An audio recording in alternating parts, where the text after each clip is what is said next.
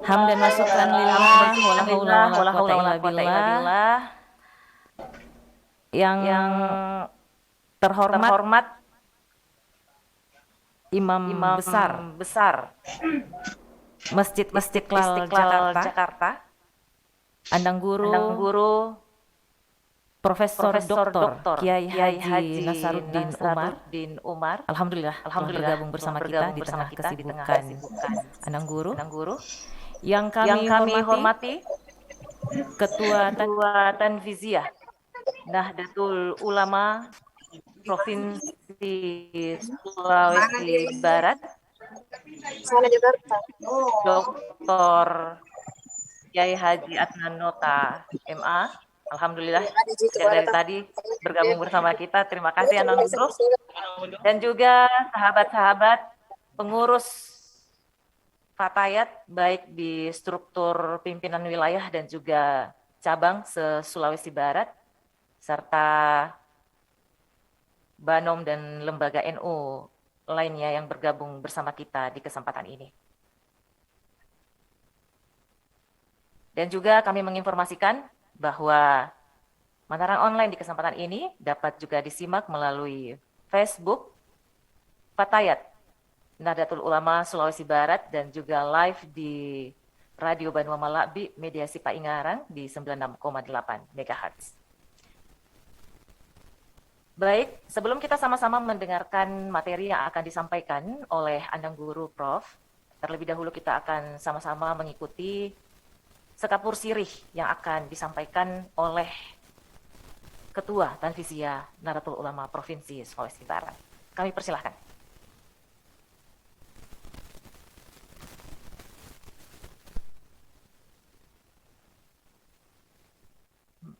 Masih termute mic-nya, Andang Guru.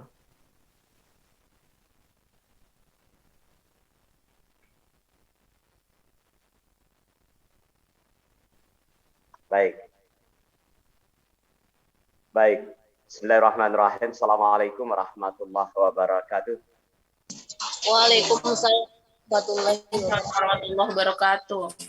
Alhamdulillahillazi 'allama bil qalam, 'allamal insana ma lam ya'lam. Wassalatu wassalamu ala khairil anam wa ala alihil kiram. Subhanaka la ilma lana illa ma 'allamtana innaka antas samiul alim. Rabbi shrah li sadri wa yassir li amri wa hlul 'uqdatam min lisani yafqahu qawli, amma ba'du. Yang kita hormati, kita takzimi, kita taati Anang Guruta Profesor Dr. Kiai Haji Nasaruddin Umar. Ini merupakan keberkahan luar biasa hari ini yang saya dapat secara pribadi karena alhamdulillah bisa bermuajahah langsung dengan Guruta walaupun mungkin melalui Zoom meeting ini. Saya berdoa mudah-mudahan Anang Guruta selalu diberi kesehatan, selalu diberi kekuatan sehingga Guruta yang memang sebagai ulama nasional, tokoh nasional selalu dapat memberi pencerahan buat bangsa dan negara ini, terkhusus tentu kepada kami anak-anaknya yang dari dulu memang diajar dan alhamdulillah hingga hari ini masih alhamdulillah mendapat pengajaran terus dari beliau, dan saya sangat bangga secara pribadi karena punya sanad yang bersambung langsung dengan beliau, sehingga ketika orang tanya ke saya, ya saya tinggal sebutkan saja namanya beliau sebagai bagian dari takzim saya dan sanad keilmuan yang kami dapat dari beliau. Yang saya cintai, saya banggakan adik-adik pengurus Fatayat Nahdlatul Ulama Provinsi Sulawesi Barat, pengurus Fatayat Kabupaten, dan semua jamaah Zoom meeting yang ikut di dalam kegiatan ini. Insya Allah mulia dimuliakan oleh Allah Subhanahu wa Ta'ala. Ada sebuah ungkapan yang menarik, laisal yatim allazi qaddamat waladuhu bal yatim yatimul ilmi wal adab. mungkin ini sekaligus menjadi tagline buat kita bahwa yatim sesungguhnya itu bukan yatim ketika bapak kita mati, ibu kita mati. Tapi yatim sesungguhnya itu adalah ketika tidak memiliki ilmu dan tidak memiliki adab. Kata Imam Syafi'i, nahnu qalilum minal ilm, nahnu qalilum minal adab, uhwajun katsirum minal ilmi. Biar sedikit tapi ilmu itu beradab daripada banyak tapi tidak punya etika. Nah, hari ini saya mau bilang salah satu keprihatinan kita, banyak orang yang berpredikat ustaz, banyak orang yang berpredikat penceramah, bahkan ada kiai, tapi sangat tidak memberi pembelajaran akhlak kepada umat, tidak memberi pencerahan akhlak kepada umat, sehingga masyarakat malah kebingungan kepada siapa merujuk. Karena itu saya salut kepada adinda saya, Fatayat Nahdlatul Ulama Provinsi Sulawesi Barat menjadikan aswaja sebagai manhaj al-fiqh. Dan saya sangat berharap ini bukan kali ini saja dilaksanakan, tapi ini rutin dilaksanakan. Dan tentu kita hadirkan para guru-guru kita, apalagi hari ini dilakukan pembukaan oleh Guru Ta. Sekali lagi takzim dari kami semua. Kami tetap berharap keberkahannya Nang Guru, dan kami tetap diberi pencerahan, kami tetap diawasi, karena insya Allah kami tidak akan pernah lepas apapun yang disampaikan oleh Guru Ta, apapun yang telah menjadi kebijakan Guru Ta, itu menjadi bagian dari perilaku yang harus kami lakukan di Sulawesi Barat ini. Sekali lagi terima kasih, dan kepada adinda saya, Imelda, saya ucapkan terima kasih kepada seluruh jajarannya yang telah memfasilitasi kegiatan ini. Ahlan wa sahlan buat Guru Ta. Moga-moga sekali lagi diberi kesehatan, diberi kekuatan untuk selalu memberi pencerahan kepada bangsa dan negara ini. Demikian, kurang lebihnya mohon dimaafkan. Wallahul muwaffiq ila aqwamit thoriq. Assalamualaikum warahmatullahi wabarakatuh. Waalaikumsalam. Waalaikumsalam warahmatullahi wabarakatuh. Ya, baik. Sayam patuduk budaya Mandar dipakai untuk patamak Quran. Hari ini jiwa kita semua menggelegar karena ada narasumber andalan. Ya, siapa lagi kalau bukan Bapak Profesor Dr. Kiai Haji Nasaruddin Umar. Alhamdulillah telah hadir bersama kita. Materi ini tentang aswaja sebagai manhaj al-fiqh. Dan pastinya kita akan mengenal lebih jauh seperti apa prinsip-prinsip yang harus dikedepankan untuk menjadikan aswaja ini sebagai manhaj al-fikir. Kami persilahkan kepada narasumber, Prof, kami persilahkan. Saya juga ingin perkenalkan bahwa Prof ini memiliki beberapa karya ilmiah yang telah dipublikasikan, dan beberapa di antaranya ini terkait dengan gender dan feminin, seperti misalnya perspektif gender dalam Islam, dan juga antropologi jilbab. Wah, luar biasa sekali. Ya, Anang Guru Tak, kami persilahkan. Tafadhal. Baik. Bismillahirrahmanirrahim. Assalamualaikum warahmatullahi wabarakatuh. Waalaikumsalam warahmatullahi wabarakatuh. Warahmatullahi wabarakatuh. Alhamdulillahilladzi ja'ala al-ilma taharatan lin-nufus wa nuran lil-basair wa hadiyan ila al-jannah. Recording in progress. Asyhadu an la ilaha illallah wa asyhadu anna Muhammadan abduhu wa rasuluh. Sahibul burhan. Allahumma salli wa sallim ala sayyidina wa habibina wa syafi'ina maulana wa atba'ina qurrata a'yunina Muhammadin sallallahu alaihi wasallam. Ma ba'd. Yang saya hormati pengurus PWNU wilayah Sulawesi Barat dan wabil khusus seluruh pengurus PW Fatayat, dan juga mungkin ada muslimat yang sama-sama dimuliakan dan dicintai oleh Allah Subhanahu wa Ta'ala. satu kehormatan tersendiri bagi saya ya, mengingatkan kepada nostalgia masa lampau saya dulu ketika masih di Makassar. Banyak sekali adinda saya berasal dari Sulawesi Barat, karena pada waktu itu belum terpisah ya. Termasuk adinda Adnan, salah seorang anak cerdas yang dimiliki oleh kampus pada waktu itu. Dan banyak lagi yang lain, andalan-andalan kita. Sulawesi Barat, Mandar ini punya tradisi intelektual yang sangat-sangat kuat. Dan Mandar itu salah satu etnik yang berkah di tanah air kita ini. Punya jaringan intelektual yang sangat-sangat dalam, sangat kuat dengan pusat-pusat keilmuan Islam. Dan juga yang paling penting, banyak sekali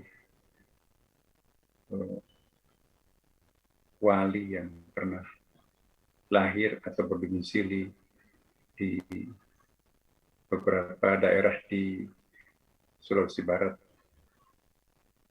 Kita masih ingat ya, Imam Latif sampai sekarang ini kan masih secara spiritual membimbing kita semua. Ditambah juga dengan murid-muridnya, tentu yang tidak kalah pentingnya juga telah memberikan sesuatu yang sangat berharga buat masyarakat Mandar. Karena itu bisa disebut kota wali. Maka itu jangan kita menodai, jangan kita kotori. Ya. Sulawesi Barat, perbuatan yang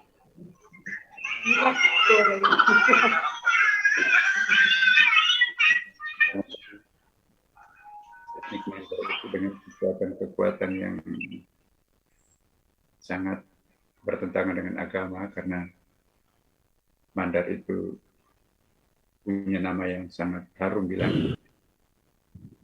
Hari ya, bicara langsung ke persoalan tema Ahlussunnah wal Jamaah. Ya. Izinkan saya memperkenalkan sesungguhnya apa itu Islam. Tidak bisa kita memahami apa itu Ahlussunnah sebelum memahami apa itu Islam. Masih banyak di antara kita yang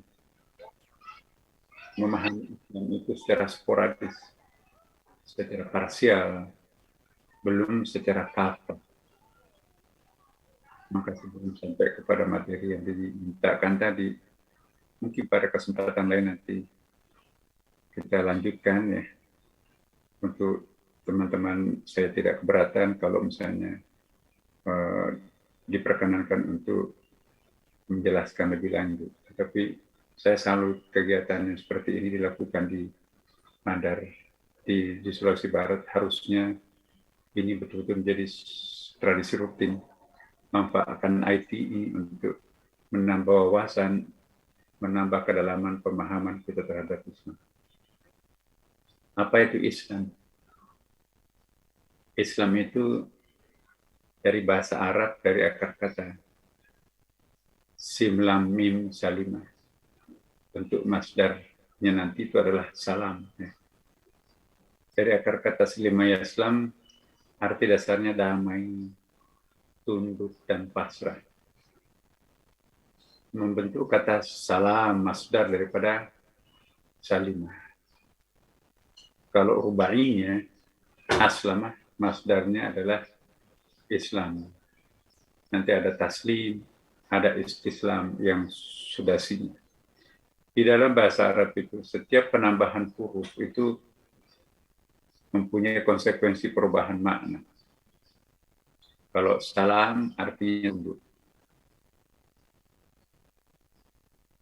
Tulafi, simlam. Kalau aslama, sangat tunduk.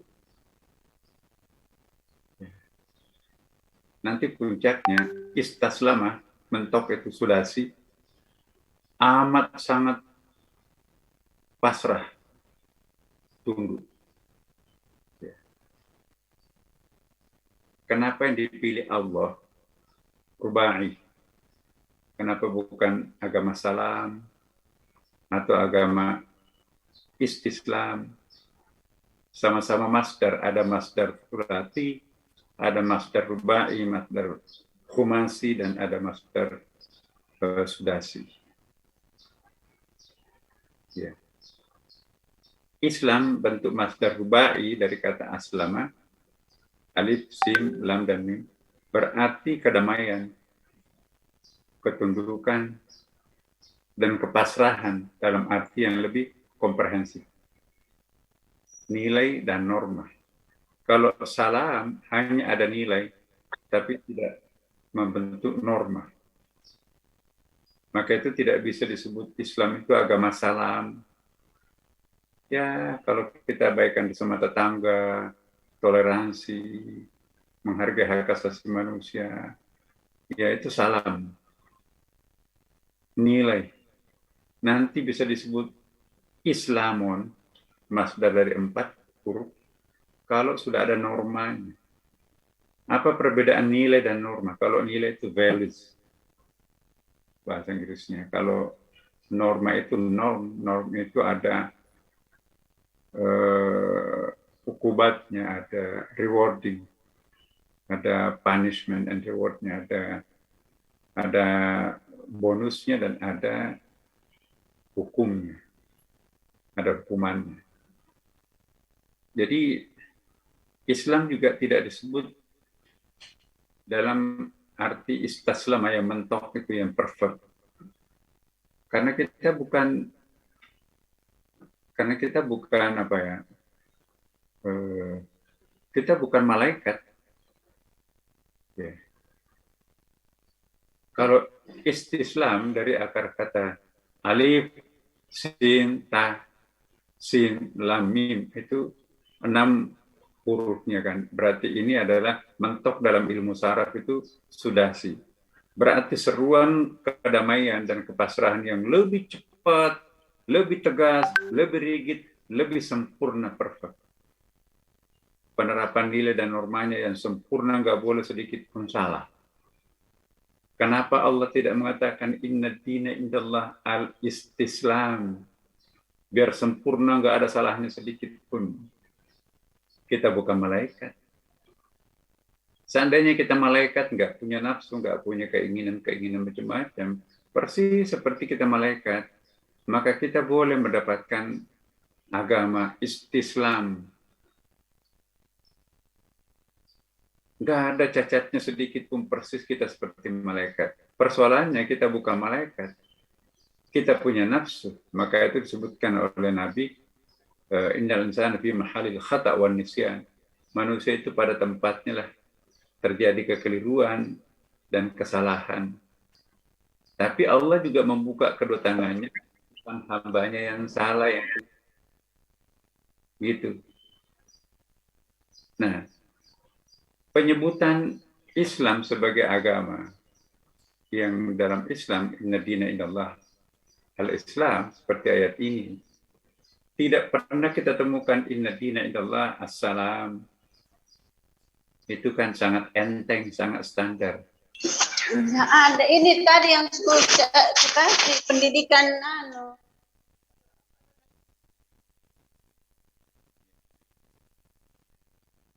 Ya, inna dina indallah al-Islam. Perhatikan tidak ada inna dina indallah as-salam. Karena hanya ada norma, ada hanya nilai tanpa norma. Di sini nggak ada perintah wajib, nggak ada haram di sini. Kalau as-salam. Jadi nanti bawaannya liberal. Udah kok nggak apa-apa, yang penting kita human relation-nya bagus, hablum minallah bagus, hablum minannasnya bagus. Tapi kalau hablum minallahnya nggak ada. Kalau as-salam. Tapi kalau hablum minallah dan hablum minannas, itu memang harus meningkat 1 huruf yaitu aslama. Selain nilai ada juga norma. Maka itu inna dina indallah al-Islam. Tidak ada juga inna dina indallah al-Islam.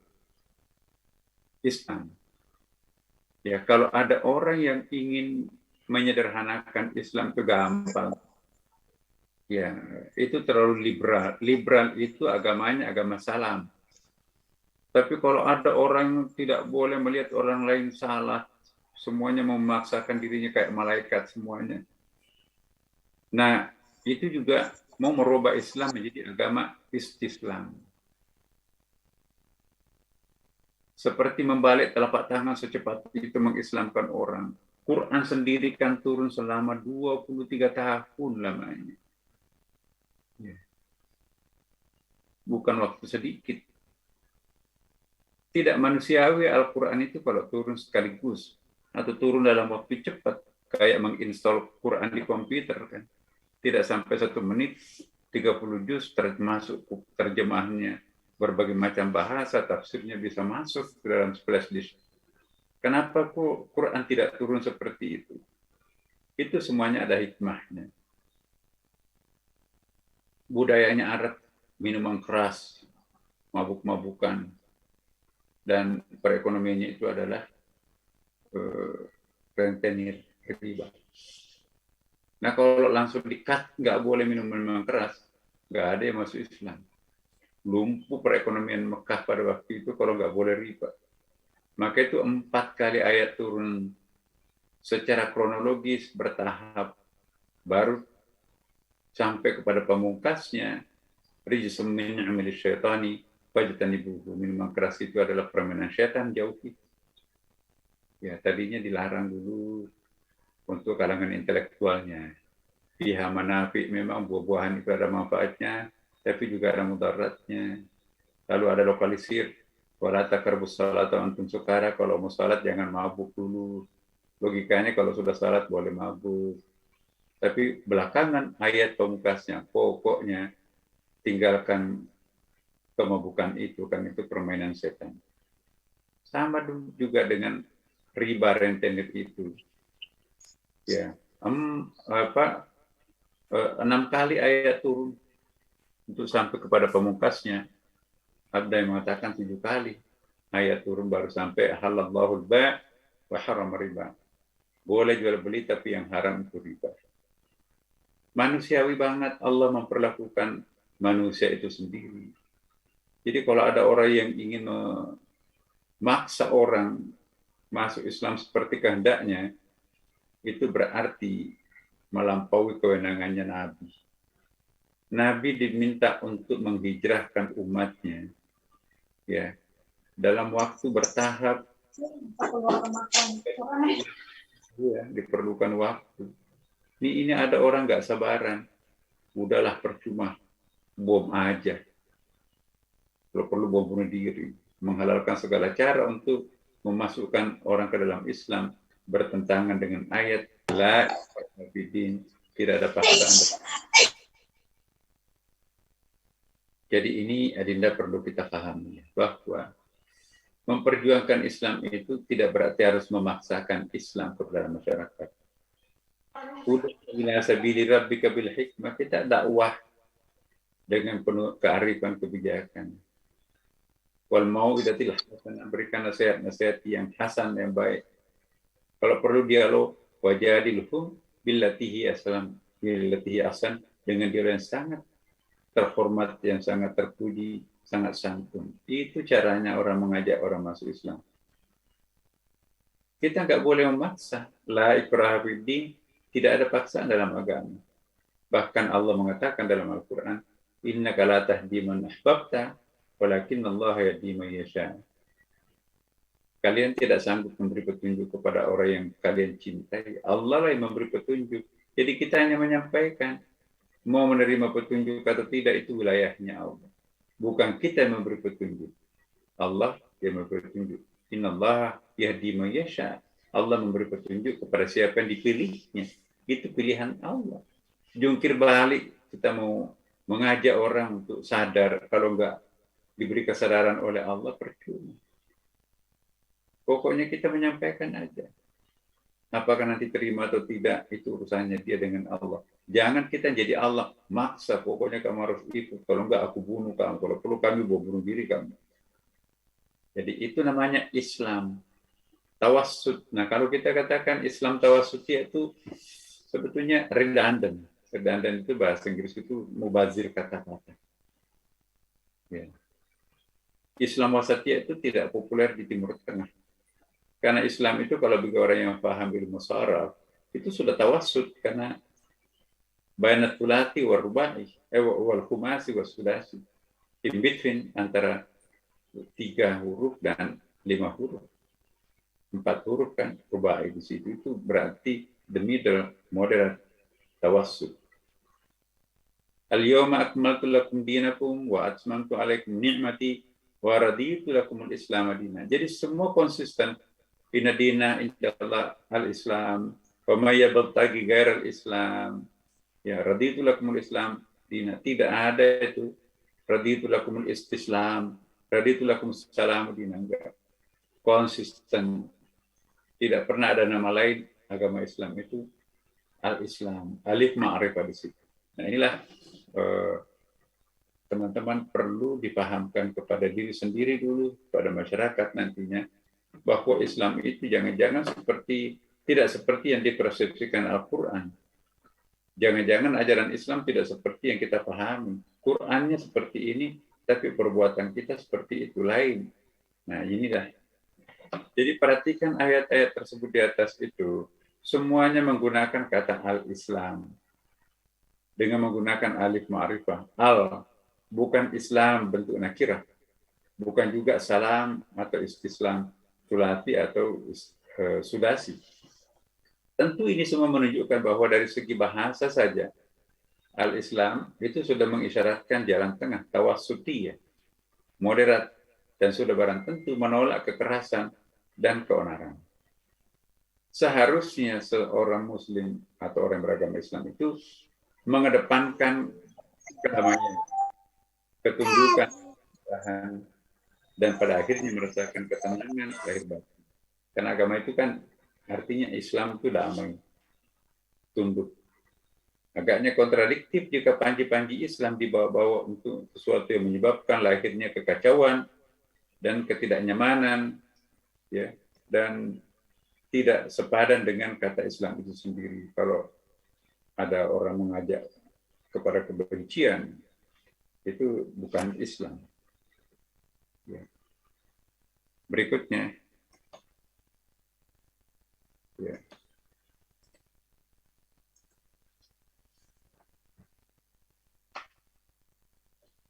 Kelompok minoritas liberal Muslim, ini liberal ini, memakai Islam dengan konteks salam yang lebih bersifat inklusif substantif. Terlalu inklusif substantif itu seolah haramnya nggak ada, yang penting toleransi. Itu juga salah, terlalu liberal. Itu salam. Ya. Minoritas radikal Muslim itu lebih memaknai Islam konteks menuntut adanya intensitas dan semangat progresif di dalam mewujudkan nilai-nilai norma Islam. Jadi kelompok mainstream garis tengah ini, aswaja ini, memakai Islam sebagai sistem nilai dan norma kemanusiaan yang terbuka. Jadi inilah Ahlussunnah wal Jamaah, agamanya adalah agama Islam, bukan agama salam yang liberal, bukan agama istislam yang sangat radikal itu. Itu pengertian Islam harus kita sepakati, karena kalau jangan sampai di benak kita Islam itu Islam keras, atau benak kita itu Islamnya Islam liberal. Agamanya Allah itu inna dina indallah al-Islam, sekali lagi. Bukan as-salam liberal, bukan istislam radikal. Semua agama, ini poin kedua, semua agama yang dibawa oleh para nabi, para rasul, itu agama Islam. Tapi agama dalam pengertian generiknya itu adalah al-Islam. Jadi makna generiknya, makna universalnya agamanya Allah itu adalah al-Islam. Kalau kita lihat bahasa Inggrisnya itu the Islam. The, bukan an Islam. Dalam bahasa Inggris itu kalau ada a book and the book itu beda. A book itu buku biasa, ya, buku biasa, catatan-catatan, buku. Tapi kalau the book itu buku suci, Quran gitu ya. Nah, Al-Quran atau Alkitab. Jadi Alkitab itu buku suci, ya. Kitabun itu kitab biasa. Gitu. A book itu buku biasa, the book itu adalah buku luar biasa. Nah, jadi agamanya Allah yang diberikan kepada para nabi dan rasulnya itu adalah the Islam. Jadi universal. Bentuk universalnya itu adalah universal the Islam. Maka itu mulai dari Nabi Adam, Nabi Nuh, Nabi Idris, ya, sampai kepada nanti belakangan Nabi Ibrahim, Nabi Musa, kemudian Nabi Isa, ya, sampai ke Nabi Muhammad. Semuanya nama generiknya itu adalah the Islam. Kebetulan agama yang dibawakan kepada Nabi Muhammad itu nama generiknya dan nama partikularnya sama. Islam juga. Kita bandingkan nama agama itu sebelumnya. Agamanya Allah dari langit itu semuanya di Islam. Tapi yang diturunkan kepada Nabi Musa itu ada nama partikularnya, itu disebut dengan Yahudi. Tapi esensinya Al-Islam, agama kepasrahan, ketundukan, Al-Hanifiyatus Samha. Nama agama universal yang diberikan kepada Nabi Isa, Al-Islam, tapi nama partikularnya, nama lokalnya ialah Nasrani. Nama agama universal, ya, yang diberikan kepada Nabi Muhammad ialah Al-Islam. Nama partikularnya kebetulan sama dengan nama universalnya, yaitu Islam juga. Jadi inna dina indallah Al-Islam. Karena itu tidak salah kalau misalnya semua nabi-nabi itu mengaku itu sebagai seorang muslim. Muslim dalam pengertian tunduk dan pasrah. Coba perhatikan surah Ali Imran ayat 52. Falamma ahassa Isa minhum al-kufra qala man ansari ila Allah qala al-hawariyuna nahnu ansarullah amanna billahi wa ashhadu bi anna muslimun. Ini umatnya Nabi Isa ini. Saksikanlah bahwa sesungguhnya kami adalah muslim. Jadi muslim itu bukan cuma umatnya Nabi Muhammad, tapi umatnya Nabi Musa yang beragama Yahudi itu dan kitab sucinya Taurat itu juga agamanya agama Islam. Dia klaim juga wasyhadu bi anna muslimun. Nabi Isa, ya, yang dipersepsikan sebagai anak Tuhan oleh Kristen, kitab sucinya namanya Injil. Ya, agamanya itu pun juga disebut agama universalnya itu Al-Islam, tapi nama lokalnya adalah Nasrani. Ya. Nah, itu kan juga dia katakan, wa asyhadu bi anna muslimin. Saksikanlah bahwa kami juga adalah seorang muslim. Jadi para Kristen itu juga menganggap dirinya muslim dalam pengertian generiknya. Yahudi menganggap dirinya sebagai Islam. Wa asyhadu bi annana muslimun, itu ayat kedua itu. Jadi Yahudi Nasrani itu dua-duanya menganggap dirinya sebagai muslim. Kita umat Islam seolah menolak mereka itu sebagai muslim, padahal Allah mengklaim dia juga muslim kok. Kalian itu bukan cuma Anda muslim pengikutnya Nabi Muhammad. Ya, semua agama yang kami utus dari langit mulai Nabi Adam itu agama Islam. Dalam arti the Islam, Al-Islam, alif ma'rifah di situ. Agamamu memang agama lokalnya disebut Islam juga, sama dengan agama universalnya. Jadi kalian rancu. Kalau agama Nasrani, agama universalnya, generiknya namanya Al-Islam, tapi nama lokalnya disebut Yahudi. Nabi Isa, agama universalnya Al-Islam, tapi nama agama lokalnya disebut Nasrani. Nabi Muhammad, agama universalnya juga sama, karena dia juga seorang nabinya Allah, Al-Islam. Tapi agama lokalnya tetap menggunakan nama yang sama, al-Islam juga. Jadi baik secara universal maupun lokal itu juga Islam. Maka itu apa yang dikatakan Syekh Nasr, Islam is the Islam and an Islam. The Islam and an Islam. Nah, jadi seluruh janin dalam rahim agama manapun, agama Yahudi, Nasrani, Konghucu, Hindu, Buddha, janin-janin dalam kandungan ibunya itu nggak ada yang tidak Muslim. Semuanya Muslim. Al-Hanifiyatus Samha, agama kepasrahan. Sampai anak itu jadi lahir bayi, tidak ada bayi langsung sebagai Kristen. Tidak ada bayi langsung sebagai Hindu. Merek agama-agama itu ada setelah orang itu menentukan pilihannya pasca mumayyiz yang namanya bulugh, akil balik. Kalau akil balik itu laki-laki tandanya mimpi basah. Dan perempuan itu menstruasi. Kalau salah satunya terlambat menstruasinya atau tidak pernah mimpi basah, ukurannya umur. Kalau umurnya sudah 15 tahun, sekalipun belum mimpi basah itu dianggap sudah dewasa. Sekalipun belum menstruasi, itu pun juga dianggap sebagai sudah dewasa. Dewasanya karena kriteria umur, bukan karena kriteria biologis. Begitu. Nanti di situ starting point-nya. Argonya sebagai seorang Kristen berjalan setelah akil balik.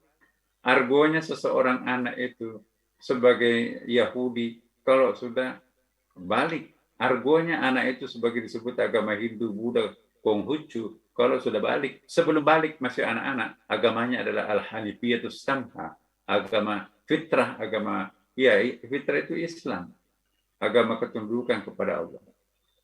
Jadi masa non-Islamnya seseorang itu hanya usia balik sampai mati. Tapi di alam arwah semuanya roh itu Muslim. Di alam rahim ibu semua itu Muslim. Sampai lahir pun juga sebagai seorang Muslim. Kullu mauludin yujadu 'alal fitrah. Semua anak yang lahir itu lahir dalam keadaan fitrah. Apa itu fitrah? Fitrah Allah lati fatarna salih. Jadi fitrah itu agama kepasrahan, ketundukan kepada Allah Subhanahu wa taala. Fa abawahu ayyuhawidanihi ayunasranihi aw majsanihi. Kedua orang tuanya itulah nanti yang kemudian menyebabkan antara lain ada yang beragama Yahudi, beragama Nasrani, beragama Hindu, Buddha dan seterusnya. Baru argo agama lainnya itu masuk.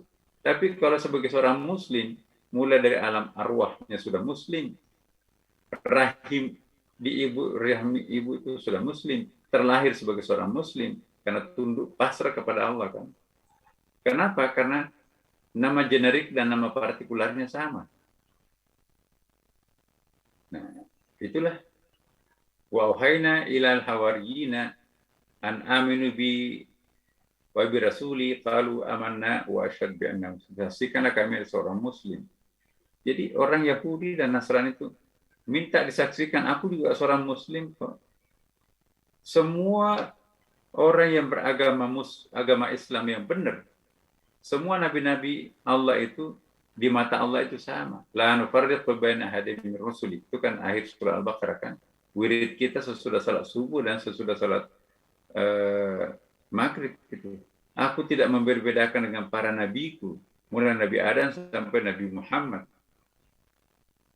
Dan semua pengikut setianya para nabi itu disebut Muslim. Wa asyhadu bi anna muslim itu teriakannya mereka. Aku juga seorang Muslim kok. Wa asyhadu bi anna muslim. Nah, kemudian juga janin apapun agama, apapun KTP bapak ibunya, pokoknya janinnya itu fitrah, agama Islam. Lahir pun juga agama fitrah, agama Islam. Nanti menjadi Kristen, Katolik, Protestan, Hindu, Buddha, Konghucu, dan agama-agama lainnya setelah dewasa. Argonya mulai dari situ. Tapi masih bisa taubat, kembali ke jalan yang benar. Berarti argo yang Kristennya, Yahudinya itu dihapus oleh Allah SWT. Nah, itulah dia. Dengan demikian, pemilik surga itu bukan hanya umatnya Nabi Muhammad SAW. Semua pengikut setia para nabinya, Nabi Adam, pengikut setianya. Ya. Yang kita kenal ada Habil, itu kakak yang paling tua, anak yang paling tua, dan itu saleh banget. Tapi juga ada anaknya nakal satu, namanya Qabil, itu yang membunuh Habil kakaknya. Ya, dan seterusnya, pencemburu lah. Biasa kalau anak kita itu ada yang rusak satu, ya wajar lah. Tapi idealnya jangan ada yang nakal kayak anaknya Nabi Muhammad SAW. Baik Bapak Ibu sekalian, kita lihat sedikit lagi. Jadi orang pengikut agama-agama lain juga, Nabi Musa, Nabi Isa, orang umatnya yang ikut ajarannya yang benar, yang belum bermasalah, maka itu juga dijamin masuk surga. Surga itu bukan kaplingnya umat Islam Indonesia atau kapling agama Islam saja. Kaplingnya juga agama lain yang dikehendaki oleh Allah. Yang memeriksa surga itu nanti malaikatnya Allah, mengabdinya kepada Allah, bukan mengabdinya kepada manusia. Hei, itu jangan tuh, tetanggaku pelit banget, jangan masukkan surga. Oh, jangan masukkan surga itu pernah dia kurang ajar terhadap aku. Memang kita siapa? Allah yang Maha Kuasa di sana kan, Malik Yaumiddin, yang menguasai hari pembalasan. Manusia diam aja, nggak usah nyangkal mulutnya, teriak-teriak mulut tanganmu aku yang memegang, kakinya aku dijadikan berjalan ke tempat maksiat itu. Ya. Telinganya aku mendengarkan ngos-ngosannya. Apalagi semua jadi saksi. Ya, dalam surah Yasin itu kan tertutup semuanya anggota badan kecerdasannya. Tangan yang bicara waktu kalimana aidin nas. Itu. Kemudian banyak wa ana minal muslimin, agama-agama lain juga mengklaim diri sebagai seorang muslim. Nah, inilah disebutkan Syekh Nasr, Islam isti Islam, eran Islam. Di Islamnya karena warisan universal dari Nabi Adam, dan Islam itu agama lokal yang dibawa oleh Nabi Muhammad SAW, tapi mengadopsi juga ajaran Islam yang datang dari sebelumnya. Jadi apa yang dimaksud sinkretik, musyrik itu hati-hati juga loh Bapak. Sedikit musyrik karena ada persesuaiannya dengan agama lain, langsung diklaim musyrik. Enggak. Kita merevisi sedikit aja ayat yang sering kita bacakan. Ya ayyuhalladzina amanu kutiba alaikumusiyam kama kutiba alal ladzina min qablikum la'allakum tattaqun. Ya. Itu. Semua umat yang ikut setia kepada nabi-nabinya yang benar, maka itu disebut muslim dan dia juga berhak masuk surga. Ya, jangan dimonopoli, umatnya Nabi Muhammad saja memonopoli. Nabi Adam nggak masuk surga, emang kita siapa? Ya.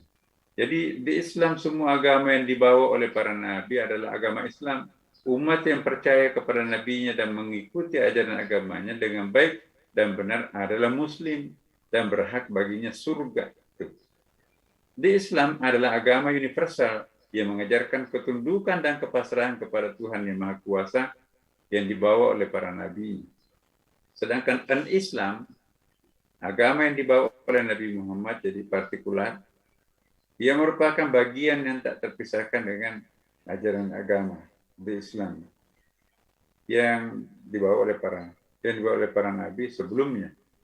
Nah, Islam sebuah agama yang secara eksplisit partikular yang dibawa oleh Nabi Muhammad SAW menggunakan Al-Quran sebagai kitab sucinya. Agama ini berlaku sehingga akhir zaman. Nah, inilah Masya Allah teman-teman, dengan demikian kita tahu bahwa semua yang tidak bertentangan dengan ajaran Islam itu adalah Islam. Jangan dibalik, semua yang tidak pernah disebutkan dalam Islam itulah Islam, selebihnya enggak Islam. Jadi jangan main handphone, jangan naik mobil, jangan naik pesawat, ya. Itu kan tidak pernah dalam Islam.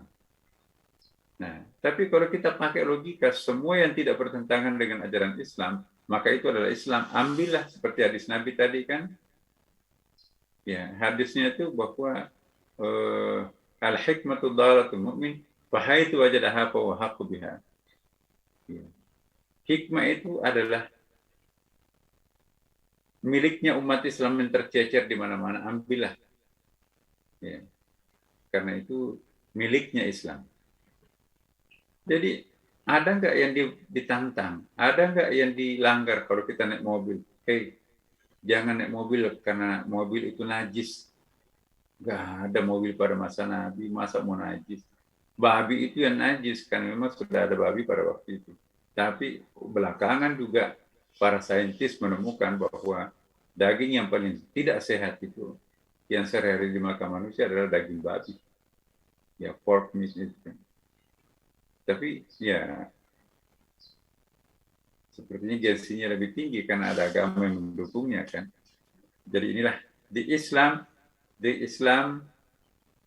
and Islam, pahami semua yang tidak bertentangan dengan ajaran Islam itu adalah Islam. Ambillah, mau di Amerika, mau di Eropa, mau di Jepang, mau di Cina. Utlubul ilma walau bisin, tuntutlah ilmu sampai ke tanah Cina, nggak ada orang Muslim di Cina pada waktu itu. Dinasti Shang pada abad ke-6. Nabi mengirim ekspedisi ke Eropa, nggak ada orang Islam di Eropa, tapi Islam itu luar biasa. Sebuah ajaran agama yang terbuka. Sampai sekarang masih utuh tuh. Nggak ada yang menyembunyikan, nggak ada yang malsuin. Karena nggak bisa dipalsukan. Angka-angkanya rumus 19. Walaiha tis'ata asyar. Dan di angka rumusnya itu adalah menggunakan angka 19.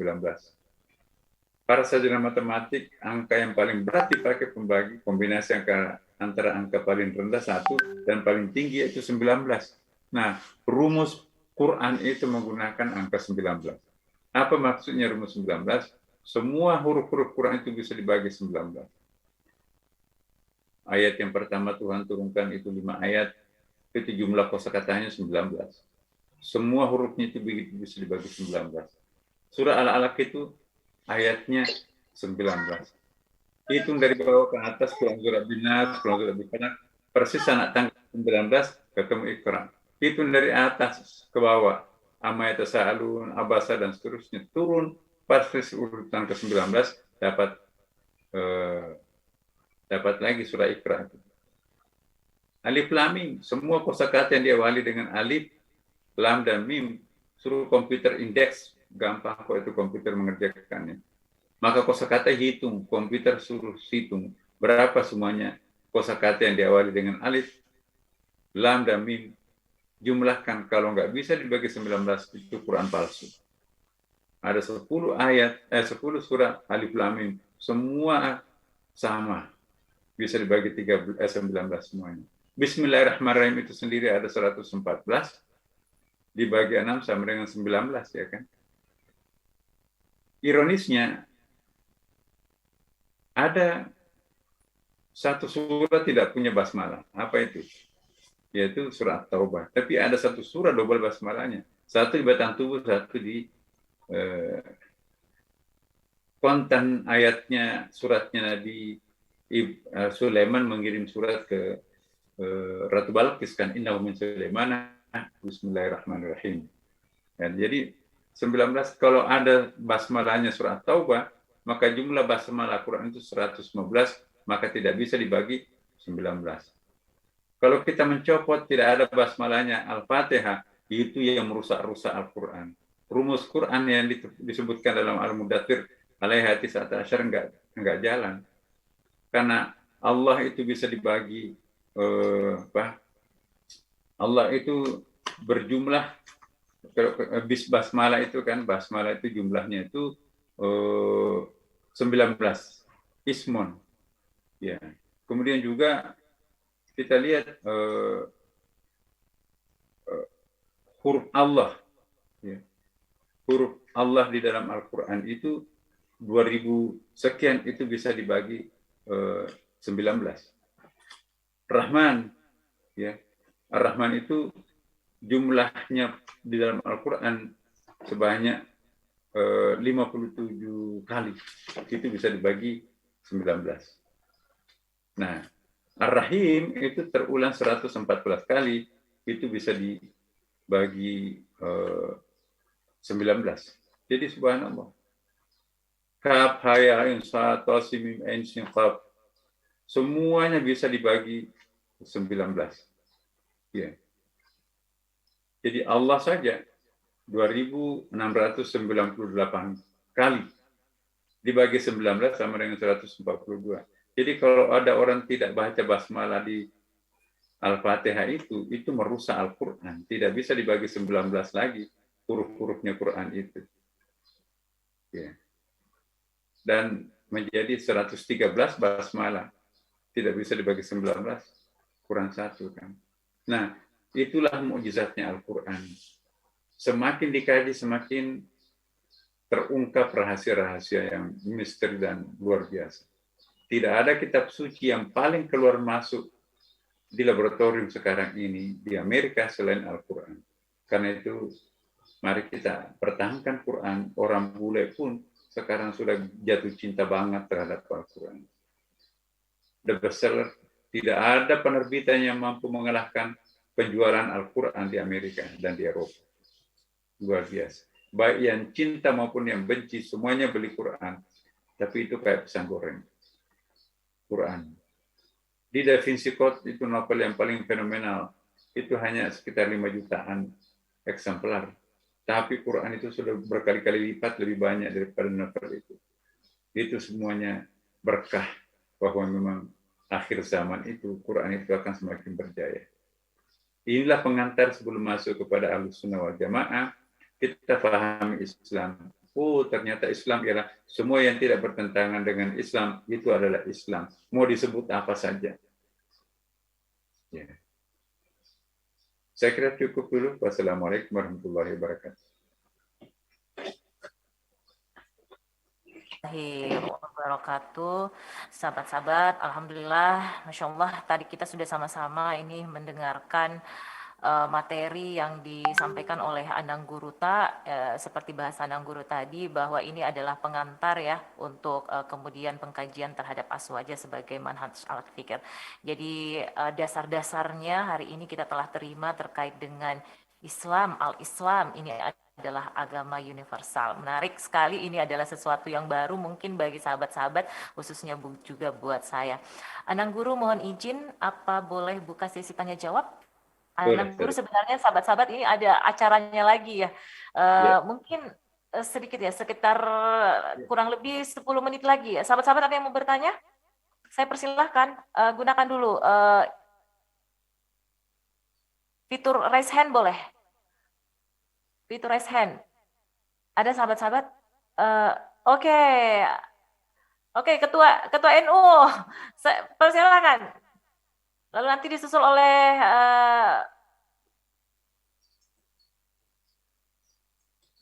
Bapak Muhammad Nasib ya. Ya. Saya persilakan.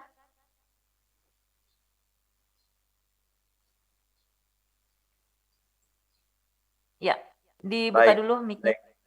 Baik, Assalamualaikum warahmatullahi wabarakatuh. Anang Guru. Terus terang rugi rasanya kalau tidak bertanya lebih jauh kaitan dengan apa yang dibahas hari ini. Begitu luar biasa ajaran universal yang dibawa oleh Rasulullah, bahkan juga dijelaskan bahwa pada prinsipnya secara universal seluruh agama langit atau seluruh agama yang Allah turunkan dari langit itu pada hakikatnya mengandung makna keselamatan dalam konteks yang lebih universal. Nah, inilah yang mungkin yang tidak dipahami secara baik oleh saudara-saudara kita yang lain, sehingga kebenaran itu sepertinya adalah sesuatu yang eksklusif dengan menafikan saudara-saudara kita yang kebetulan memilih agama Nasrani atau memilih agama yang lain. Padahal sesungguhnya ketika hakikatnya ini kita kaji secara baik, maka apa yang disampaikan Anang Guru itu buat kita tidak ada hal yang perlu dipertentangkan di sana. Walau kita tidak boleh mengambil prinsip bahwa semua agama itu benar menurut kita, tetapi itu semua agama benar menurut yang meyakini agama itu. Itu yang pertama, yang luar biasa hari ini yang kita dapatkan. Yang kedua, eksklusivisme sebagaimana juga telah dijelaskan tadi, itu karena kedangkalan ilmu dan interaksi yang terjadi antara kita dengan mereka. Jadi karena hubungan ini sepertinya ada hubungan berbatas dalam konteks kehidupan muamalah, sehingga yang muncul malah kecurigaan-kecurigaan antara kita.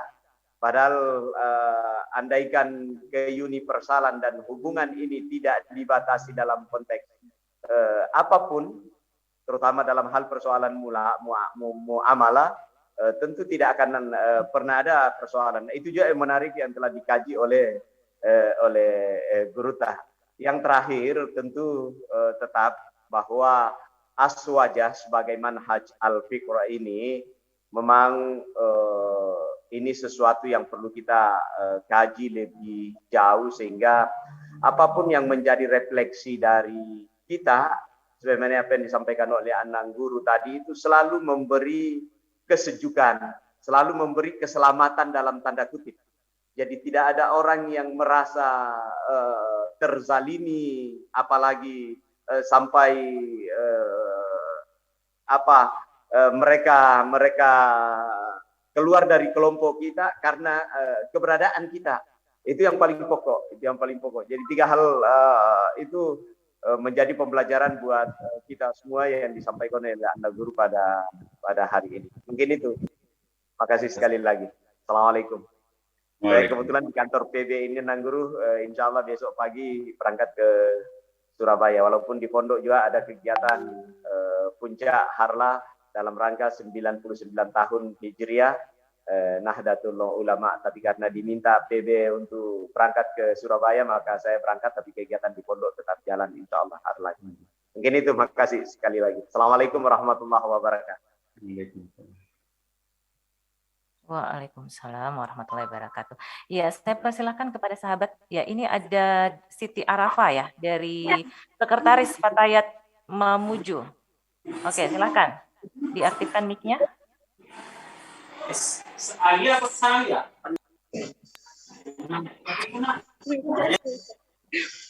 Bismillahirrahmanirrahim. Ya, bisa didengar Pak? Ya, audionya bagus. Dilanjut. Bismillahirrahmanirrahim. Assalamualaikum warahmatullahi wabarakatuh. Waalaikumsalam. Terima kasih atas kesempatan yang telah diberikan oleh Ketua PW Fatayat NU Sumbar. Dan menarik sekali materi yang dibawakan oleh Anang Guru, Profesor Kiai Haji Nasruddin Umar selaku Imam Besar Masjid Istiqlal.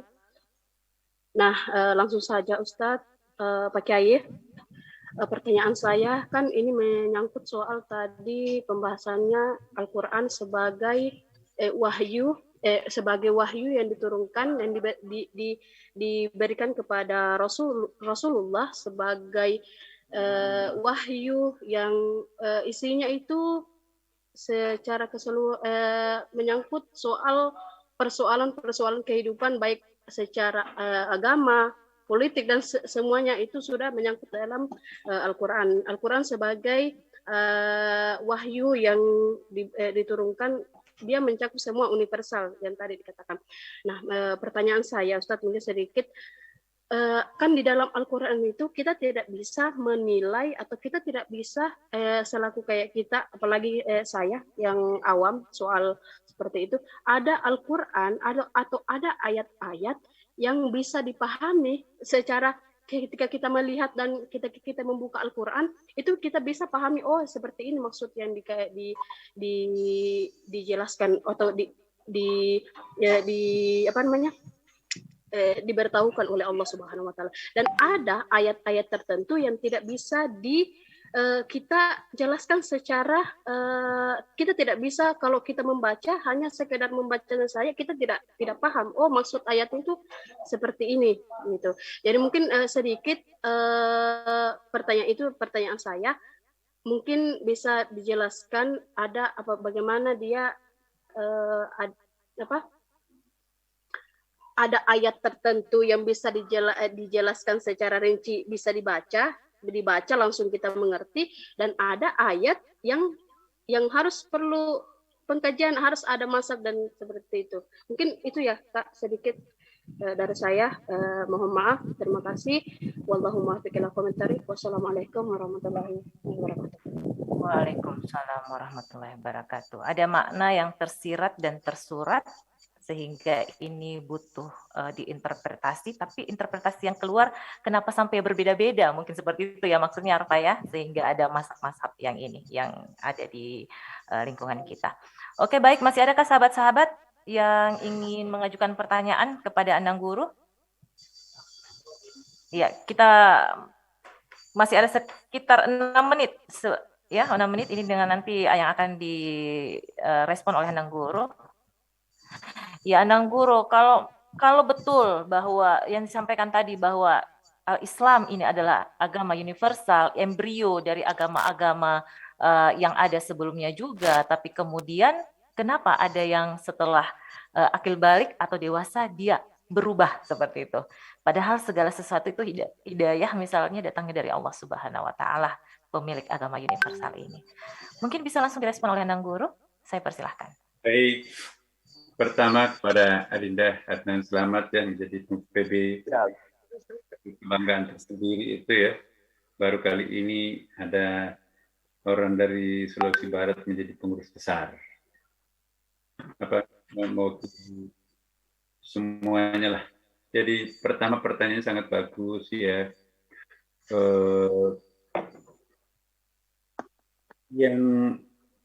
Yang sama itu jangan dibeda-bedakan. Tapi yang berbeda jangan disama-samakan juga. Itu kan aswaja itu. Enggak mungkin lah menyamakan Kristen, Islam, dan Yahudi. Enggak mungkin menyamakan yang berbeda. Tapi yang sama juga jangan dibeda-bedakan, ya kan? Nah, itulah prinsipnya aswaja itu. Yang sama jangan dibeda-bedakan, yang berbeda jangan disama-samakan. Nanti rusak tuh. Karena itu di dalam Al-Quran itu ya, mengapa 17 kali disebutkan kata Yahudi, 15 kali kata Nasrani, bahkan agama Majusi pun juga disebutkan. Pada itu aliran sesat itu kalau mau dibahas Indonesia kan itu mungkin itu aliran sesat. Jadi dalam Al-Quran itu mengisyaratkan kita boleh memberikan pengakuan kepada agama-agama yang berbeda dengan kita. Al-Quran sendiri mencontohkan memberikan pengakuan 17 kali kepada Yahudi, 15 kali kepada Nasrani, dan lain-lain. Tapi itu adalah sebatas pengakuan, bukan memberikan pembenaran. Lain memberi pengakuan, lain memberi pembenaran. Kita akui bahwa agama Yahudi ada, agama Nasrani ada. Tapi kita tidak membenarkan agama kita lah yang paling benar. Inna dina indallah al-Islam. Agama yang paling benar bagi kita umat Islam adalah ya Islam. Walaupun menurut agama Kristen, agama yang paling benar adalah agama Kristen. Yahudi juga mengatakan, ya mau sama-sama mengakui, mengklaim dirinya yang paling benar, tapi harus memberi pengakuan kepada yang lain yang berbeda. Itu prinsip Islam, sangat luar biasa. Beri pengakuan kepada orang yang berbeda dengan kita tanpa harus memberikan pembenaran. Kalau memberinya pembenaran, bisa dong kita tukar-menukar agama, kan sama aja. Ini enggak, tidak dibenarkan kita ganti-ganti agama. Karena benar, yang paling benar itu adalah agama yang kita anut. Tapi tidak boleh menyalahkan, tidak boleh mendiskreditkan, dan tidak boleh mendiskriminasi agama yang berbeda dengan kita. Itu Qur'annya mengatakan seperti itu. Beri pengakuan terhadap mereka tanpa harus memberinya pembenaran. Prinsip aswaja seperti itu. Makanya itu aswaja itu, kalau Ahlus Sunnah wal Jamaah penghuninya Indonesia itu aman. Mengapa di Libanon kacau? Mengapa di Iran kacau? Mengapa di beberapa negara kacau? Ya karena Dia ingin memaksakan kehendaknya bahwa kami agama yang benar, Islam, kalian tidak boleh eksis. Kita di Indonesia, Pancasila mengatur kami yang benar dalam Islam ya, menurut orang Islam, tapi kalian tetap punya hak untuk hidup di bumi Indonesia. Kami melindungi sekalipun Anda minoritas. Maka itu, kita bukan negara Islam, tapi negara-negara Islam datang untuk berguru kepada Indonesia. Ya, saya baru kedatangan tamu dari ada organisasi sekarang ulama-ulama internasional itu yang berpusat di Emirat Arab.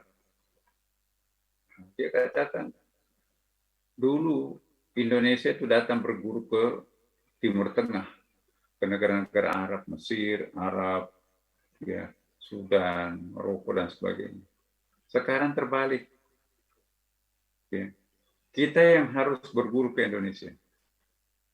Kalau dulu buku-buku kitab-kitab yang berbahasa Arab itu di-Indonesiakan. Nah, sekarang ini gilirannya ya, buku-buku yang berbahasa Indonesia tentang Islam itu harus dibahasa Arabkan untuk memberi pelajaran kepada orang Arab. Ini pengakuan orisinal daripada Ketua Umum Asosiasi Ulama Internasional yang berpusat di Abu Dhabi, Emirat itu. Jadi bukan lagi zamannya orang Indonesia berguru ke Arab, sekarang orang Arab yang harus berguru kepada Indonesia. Begitu hebatnya Indonesia di mata mereka. Kenapa? Karena faktanya kita bisa lihat, negara yang paling elegan, yang paling stabil sekarang ini, negara Islam yang paling stabil adalah Indonesia. Padahal umat Islam terbesar. Negaranya terbesar. Jadi daratan kita dari ujung ke ujung, Merauke sampai Sabang sampai Merauke itu terbang itu 9 jam. Kalau kita terbang dari Istanbul ke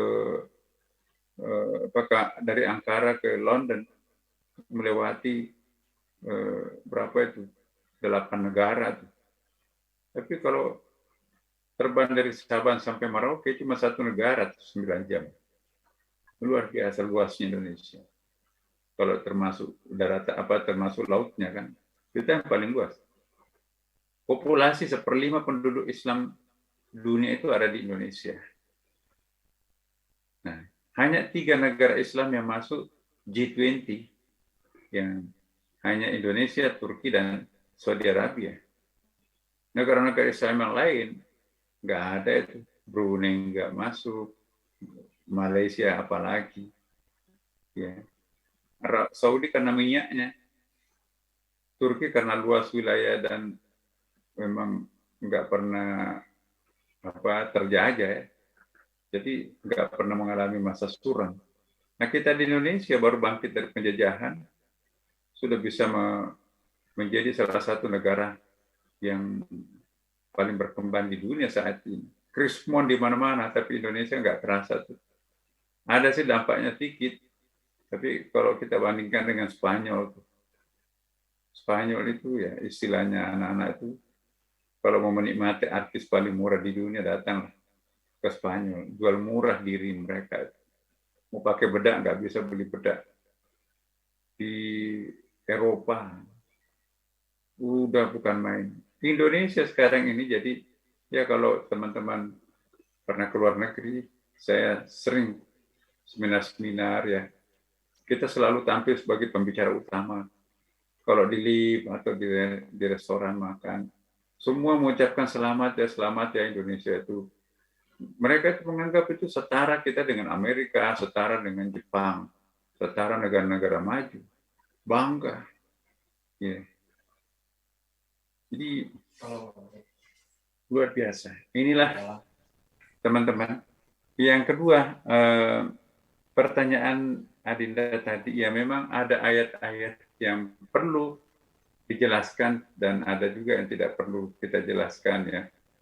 Ada ayat-ayat yang tidak bisa kita pahami langsung, memerlukan metodologi untuk memahaminya, tapi ada juga jelas, otentik dengan dirinya sendiri, tanpa harus memerlukan pemerasan otak untuk memahaminya.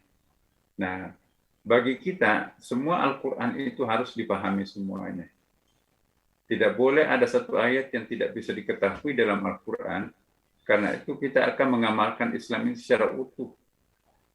Siapa tahu ada taklif yang tersembunyi di balik sebuah kata yang kita tidak tahu, maka itu kita tidak pengamal sejati agama Islam. Ya. Redaksi Quran itu untuk manusia.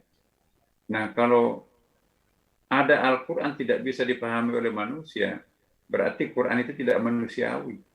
Dengan demikian, Quran itu harus dipahami semuanya oleh manusia, tentu sebatas kemampuan pemahaman manusia itu sendiri.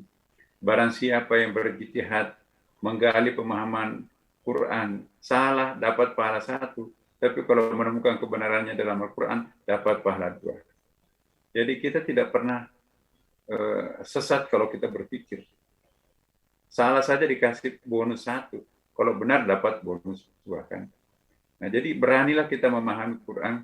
Quran itu adalah untuk manusia, tidak manusiawi kalau Quran itu ada yang tidak bisa dipahami. Maka itu kalau ada ayat yang susah dipahami, ditakwil, bukan ditafsir. Nah, itu pemahaman Al-Quran menurut versi Aswaja. Itu agak berbeda memang dengan Mu'tazilah, berbeda juga dengan kaum Jabari. Kalau Mu'tazilah itu mutlak itu dipahami semuanya Al-Quran itu. Tapi kalau NU ya boleh dipahamkan, tapi jangan individu, tapi ijma, persepakatan ittifaq ulama. Ya, ada syarahnya. Jadi jangan nekat lah. Kita kalau bukan ahli Quran jangan mempermainkan Quran, menafsirkan sendiri. Harus tanyalah kepada ahlinya. Dan kalau nggak bisa, konsorsium. Nah itu. Jadi pasti akan ketemu jalan keluarnya. Nah, kalau ada orang menemukan pemahaman secara individu, itu namanya tafhimul Quran. Tapi kalau ada orang otoritasnya tinggi seperti Pak Quraisy, itu tafsirul Quran. Semua orang mufasir itu disebut mufahimul Quran. Tapi kalau mufahim belum tentu mufassir. Mufassir itu memenuhi syarat-syarat tafsir.